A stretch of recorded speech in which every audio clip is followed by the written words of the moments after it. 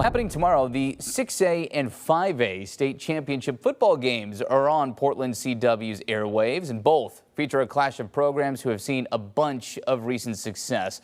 However, both classifications will also feature different champions from last year.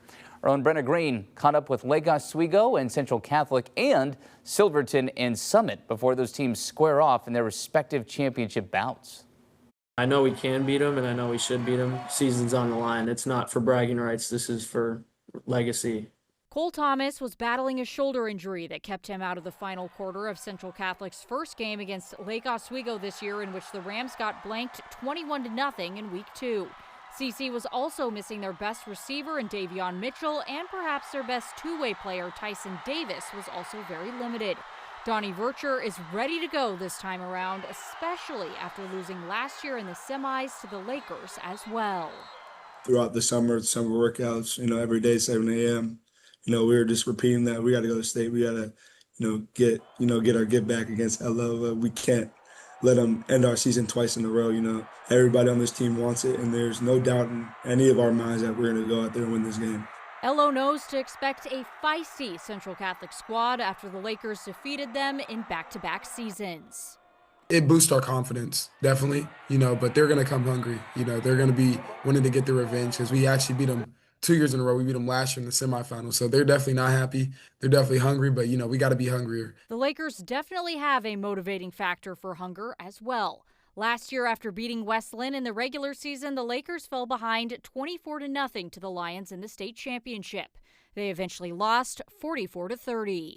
I got back in the gym like the next week. We had no rest time after the state championship game. I mean, we've been working so incredibly hard for the past 365 days just to get back to this moment. And now that we're here, we got to take advantage of it, and we got to execute this time. Like LO and Central, Summit and Silverton have some recent history too.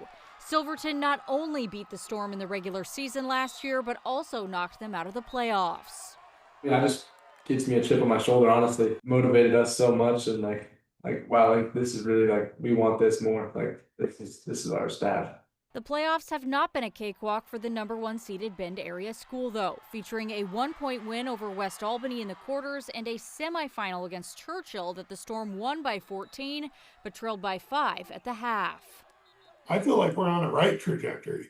Everybody's like, oh, shoot, you got some tough games. Great. You know what? We're still playing right now, and other teams aren't. So I'm okay with it. On the opposing end, Silverton's head coach Dan Lever actually defeated Summit on the way to the 6A state championship when he was the head coach at Tualatin in 2021. He's learned a big lesson from that last Chipper appearance, in which his team, now somewhat ironically, fell to Central Catholic. I think I got my kids too tight going into that football game. Talked about everything was the last. This is the last practice. This is the last team dinner.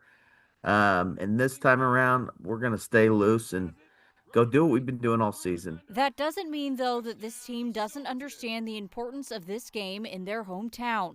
Silverton High was built in 1915, 86 years before Summit High opened. It's something to be proud of. Can't shy away from the expectations. We have to live up to the expectations and the standards. The generations of kids that have gone through our program at Silverton. I have guys that bleed on a field that their grandfather bled on.